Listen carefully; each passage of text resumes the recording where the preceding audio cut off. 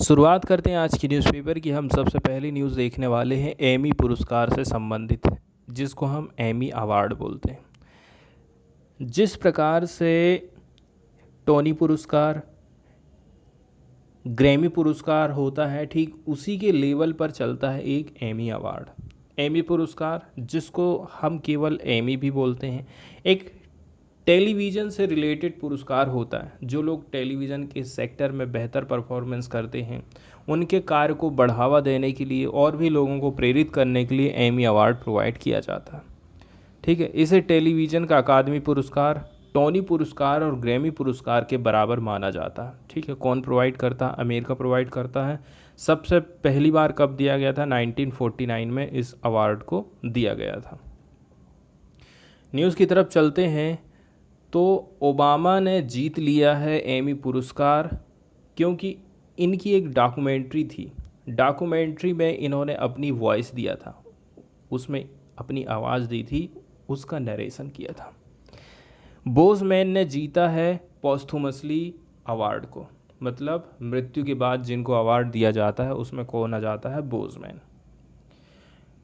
Farmer रहे हैं US president, मतलब कि हाल भूतपूर्व जो यूएस के प्रेसिडेंट है, राष्ट्रपति हैं, बराक ओबामा, इनको अवार्ड दिया गया है एमी अवार्ड। इन्होंने नरेट किया था उनकी नेटफ्लिक्स डॉक्यूमेंट्री सीरीज़, जिसका नाम रखा गया है आवर ग्रेट नेशनल पार्क्स। इसके साथ साथ में द टेलीविज़न अकेडमी ने अनाउंस किया था सैटरडे के दिन में। ओबामा ऑलरेडी और भी पुरस्कार जीत चुके हैं। Grammy award for audio version of his memories. ठीक है, उन्होंने कुछ मेमोरीज लिखी थी, उसका ऑडियो वर्जन था जिसका नाम रखा गया है the audacity of hope and dreams from my father, so he now only needs on Oscar and a Tony to complete the estimable EGOT। मतलब कि अब इतने पुरस्कार तो ये जीत चुके हैं, अब आप ये समझ सकते हो इनको ऑस्कर और टोनी अवार्ड मिल सकता है।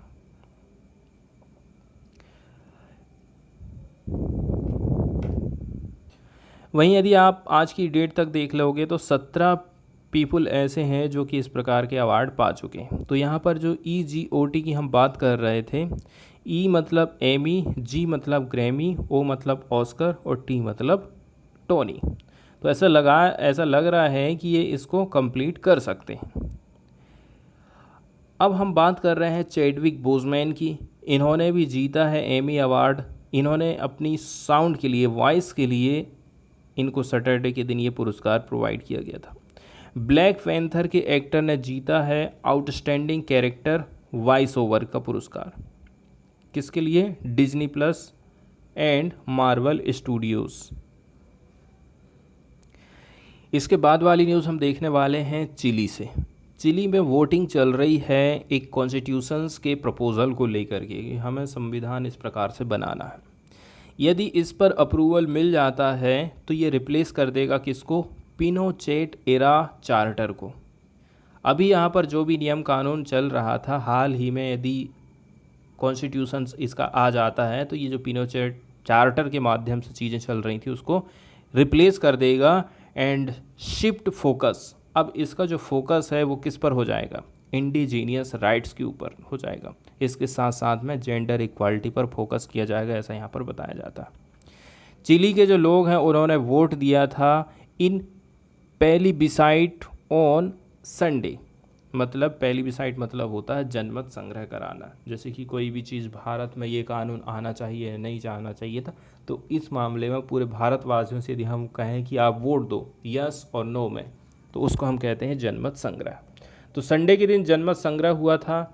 क्या हम एडॉप्ट कर सकते हैं कॉन्स्टिट्यूशन को? That would fundamentally change the south American country, जो कि बहुत सारे फंडामेंटली चेंजेस लेके आने वाला है साउथ अमेरिकन कंट्री में। यहाँ पर हम जिस चार्टर के प्रपोज़ल की बात कर रहे हैं, इसका इंटेंट क्या है? इसका इंटेंट ऐसा है, रिप्लेस ए कॉन्स्टिट्यूशन। हाल ही में जो यहाँ पर कॉन्स्टिट्यूशन चल रहा है, जिस उस कॉन्स्टिट्यूशन को इम्पोज किसने किया था? वहाँ की मिलिट्री की डिक्टेटरशिप ने करी थी, ऑफ जनरल ऑगस्टो पिनोचेट 41 ईयर्स को। आज से 41 साल पहले यहाँ पर मिलिट्री की डिक्टेटरशिप हुआ करती थी। उसी के चलते चलते उन्होंने कुछ नियम कानून लेकर के आए थे और संविधान बनाए थे। अब ओपिनियन पोल क्या बता रहे हैं? क्लियर एडवांटेज है for the rejection camp, but the difference has been narrowing, giving hope to the charter supporter that they can pull off a victory. इसके बाद वाली न्यूज़ हम देखने वाले हैं डार्क स्काई रिजर्व से संबंधित। ठीक है, हम पार्टिकुलरली बात करेंगे इंडिया के लद्दाख वाले रीजन की। हैंडले जगह की हम बात कर रहे हैं। इसकी जो लोकेशन है वो सी लेवल, समुद्र के लेवल से 4500 मीटर ऊंचाई पर है। Is one of the world's most optimal site for astronomical studies. यदि हम एस्ट्रोनॉमी से संबंधित अध्ययन करना चाहते हैं, खगोल विज्ञान से संबंधित स्टडी करना चाहते हैं, तो इसके लिए विश्व की सबसे बेस्ट साइज़, ठीक है, ऑप्टिमल साइज़, ऑप्टिमल मतलब इष्टतम, हैंडले मानी जाती है। In a first of its kind initiative, the department of science and technology DST इसने अनाउंस किया है कि हम सेटअप करेंगे इंडिया के पहले डार्क स्काई रिजर्व को हैंडले में, लद्दाख में। इन द नेक्स्ट 3 मंथ, आने वाले 3 महीनों में ये काम हो जाएगा। हैंडले के बारे में बताया जा रहा है, इसकी ऊंचाई समुद्र के लेवल से 4500 मीटर है। ठीक है, और यहाँ पर ये होस्ट का काम करता है टेलीस्कोप के लिए। आप यहाँ पर टेलीस्कोप लगा सकते हैं and is regarded as one of the world's most optimal site for astronomical observation, और विश्व में काफ़ी महत्वपूर्ण स्थान रखता है। यदि हम एस्ट्रोनॉमिकल ऑब्जर्वेशन करना चाहते हैं तो पार्टिकुलर आप यहाँ पर आ जाइए और यहाँ से आप ऑब्जर्वेशन कर सकते हैं स्काई का, आकाश का, ब्रह्मांड का। However, ensuring that the site remains well suited, ये जो साइट है, ये जो जगह है, काफ़ी अच्छी मानी जा रही है एस्ट्रोनॉमी के हिसाब से। Keeping the night sky pristine, क्योंकि यहाँ पर नाइट के टाइम में जो स्काई है ना, एकदम प्रिस्टाइन रहता है। प्रिस्टाइन मतलब जो पुराने ही टाइम से जो चीज़ें देखते आ रहे हैं हम, उसका पुराना स्वरूप को आप यहाँ पर देख सकते हैं। और ensuring minimal interference to the telescope from artificial light sources. यहाँ पर यदि आप टेलीस्कोप लगाओगे, उसमें आर्टिफिशियल लाइट कभी भी बाधा नहीं डालने वाली। ठीक है, जैसे कि गाड़ियों की लाइट उसमें मिल जाती है, इसके चलते चलते हमको अच्छी तरह से विजिबिलिटी नहीं हो पाती है, हमारा काम प्रभावित हो जाता है। तो इसलिए ये जगह काफ़ी इम्पोर्टेंट हो जाती है। अब हम डार्क स्काई रिजर्व यहाँ पर बनाना चाह रहे हैं।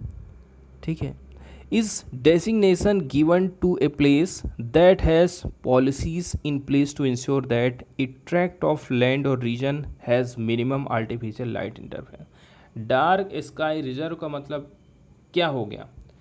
डार्क स्काई रिजर्व का मतलब ऐसा है, एक ऐसी जगह भारत की, ठीक है, एक भारत की ऐसी जगह है जहाँ पर आर्टिफिशियल लाइट नहीं जा रहा। मोटरसाइकिल, बसें, ट्रक हैं और भी किसी भी प्रकार का आर्टिफिशियल लाइट यहाँ पर नहीं पहुँच पाता।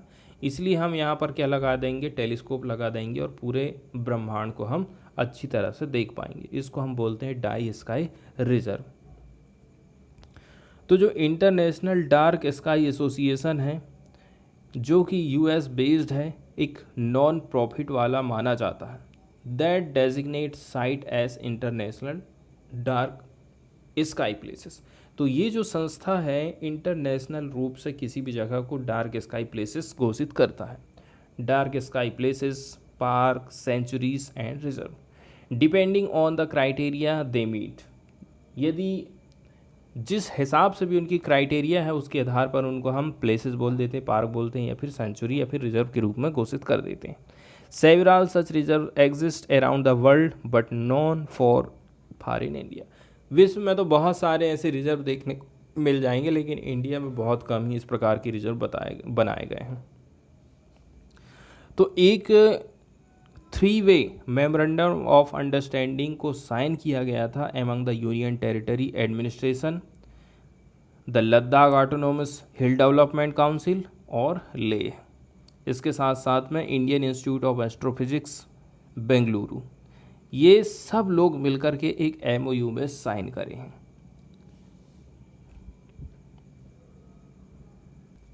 ऐसे कौन कौन से टेलीस्कोप हैं जिसको हम यहाँ पर लगा चुके हैं, तो देखिए Himalayan Chandra telescope, high energy gamma ray telescope, major atmospheric Cherenkov experiment telescope and growth India, ये कुछ प्रोमिनेंट टेलीस्कोप माने जाते हैं जिनकी लोकेशन कहाँ पर है, हेनले ऑब्जर्वेटरी में है।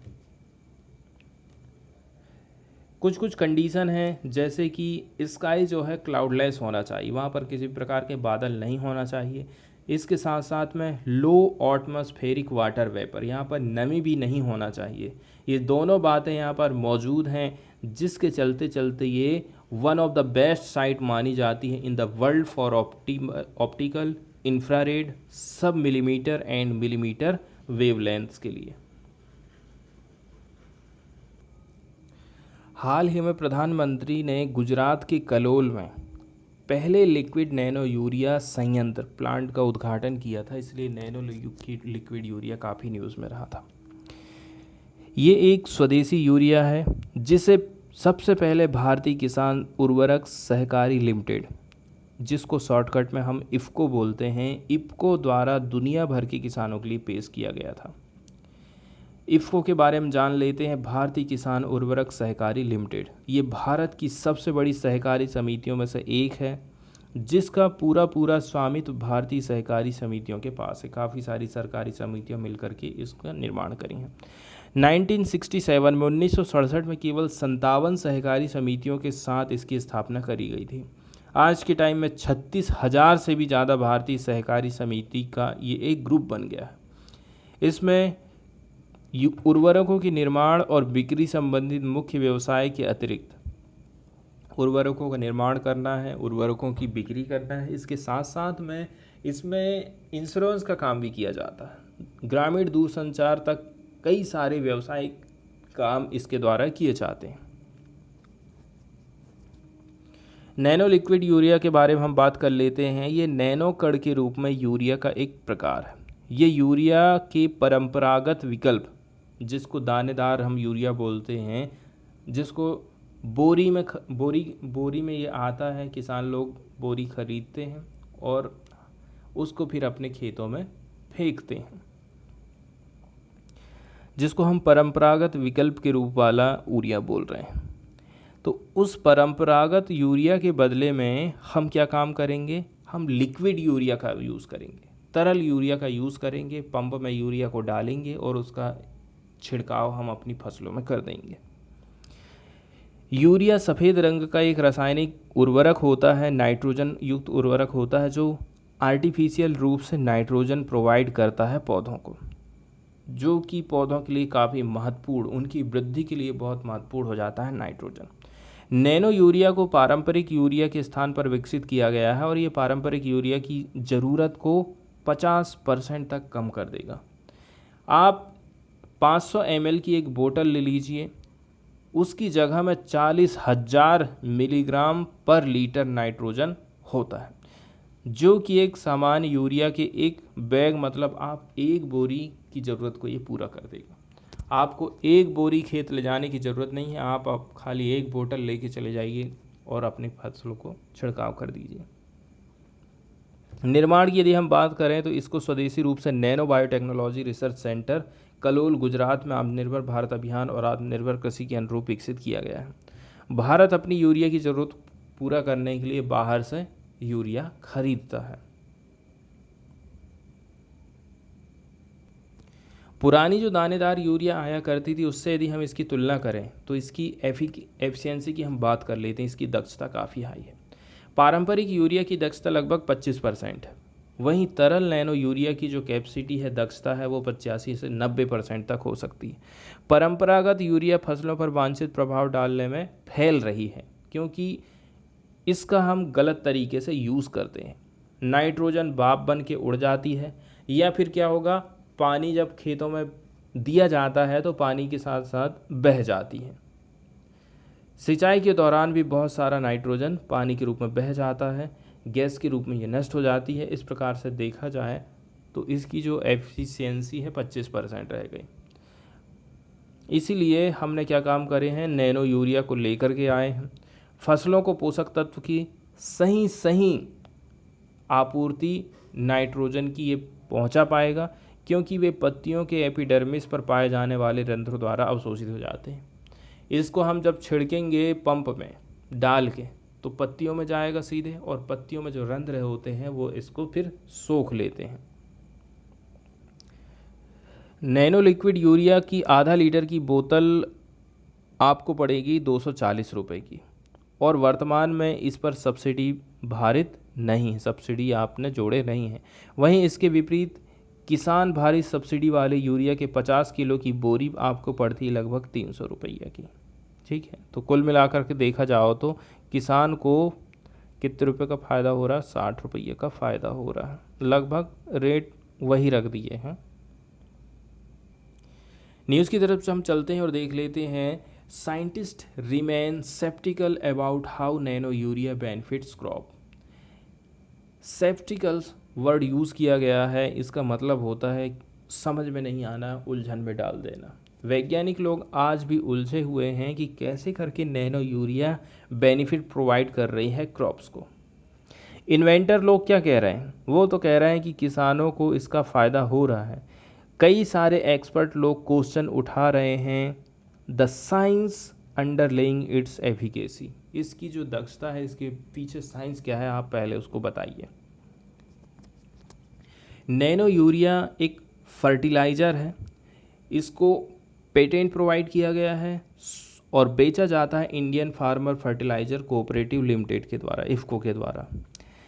ठीक है, has been approved by the government ने इसको अप्रूवल दे दिया है कि आप इसका कमर्शियल यूज़ कर सकते हैं, because of its potential to substantially reduce import bill. सरकार कह रही है यदि आप इस लिक्विड यूरिया का यूज़ कर रहे हैं तो हम जो बाहर से मंगवा रहे हैं चीज़, जो हमारा पैसा खर्च हो रहा है, वो बिल को ये कम कर देगा। But several expert have question the science underlying it's efficacy. लेकिन कई एक्सपर्ट लोग ऐसे हैं जो कि क्वेश्चन उठा रहे हैं। ठीक है, आप वो कह रहे हैं कि इसकी जो एफिकेसी है, इसके पीछे साइंस क्या है, आप सबसे पहले उसको बताइए। प्राइम मिनिस्टर नरेंद्र मोदी जब इनॉग्रेट कर रहे थे नैनो यूरिया प्रोडक्शन प्लांट को कलोल गुजरात में 28 मई को, उन्होंने क्या कहा था, एक 500 ml की बोतल नैनो यूरिया की equivalent to the 150 kg bag of the granular urea currently used by the farmer. 500 ml की बोतल मतलब आधा लीटर नैनो यूरिया की बोतल, और दूसरी तरफ 50 किलो की एक बोरी। अब आप सोच लीजिए कितना फ़ायदा अपन को होने वाला है।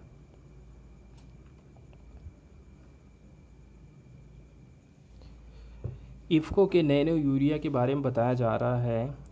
इफ़को के नैनो यूरिया में नाइट्रोजन उपस्थित रहता है, एक एलिमेंट है जो कि क्रिटिकल माना जा रहा है पौधे के विकास के लिए। अब एक तो रहता है ये ग्रेनुलर के फॉर्म में, that are 100,000 time finer than a sheet of paper. जो पेपर होता है उससे 100 गुना 1000 गुना ज़्यादा कैसा होता है, फाइन होता है एक ग्रेन इसका। अब यदि आप इसको नैनो स्केल पर देखोगे, जो कि लगभग है 1 billion of a metre, 1 metre का 1 बिलियनवा हिस्सा। Material behave differently than invisible realm. जो विजिबल चीज़ है उससे यहाँ पर काफ़ी ये डिफरेंट बिहेव करता है ये नैनो कण।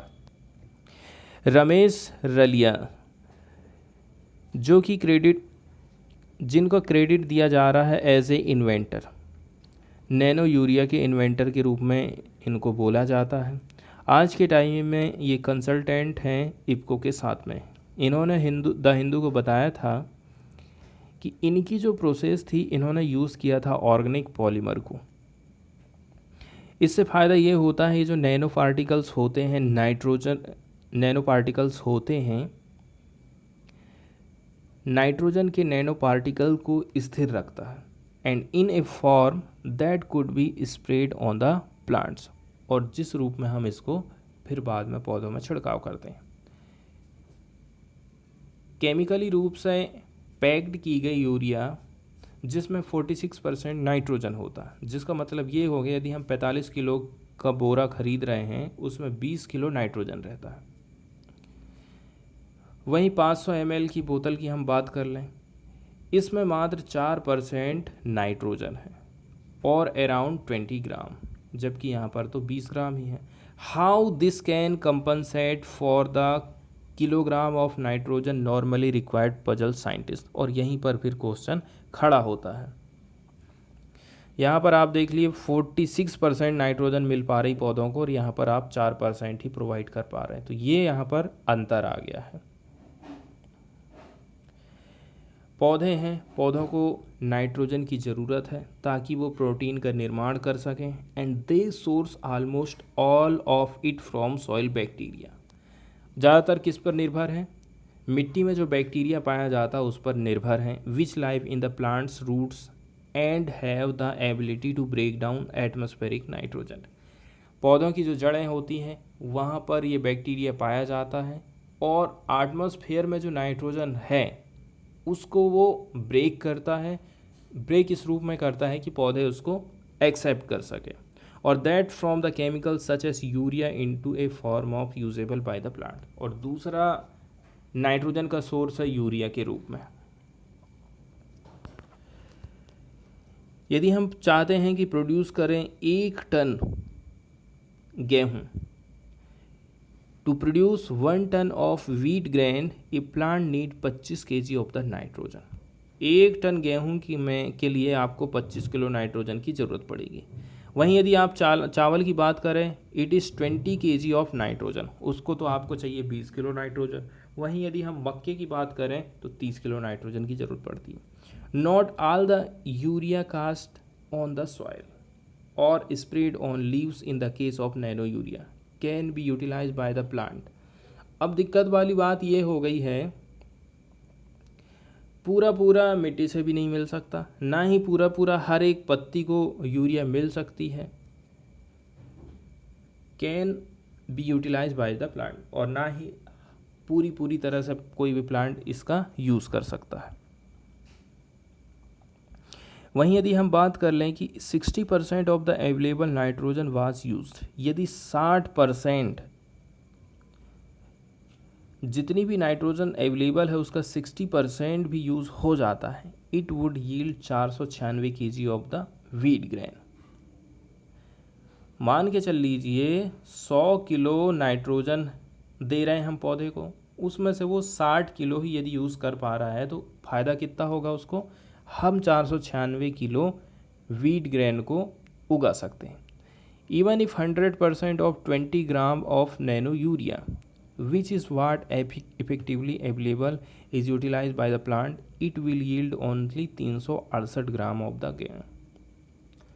20 ग्राम यदि यूरिया मिल पा रही है पौधे को तो वो मात्र 368 ग्राम ग्रेन ही प्रोड्यूस कर पाएगा।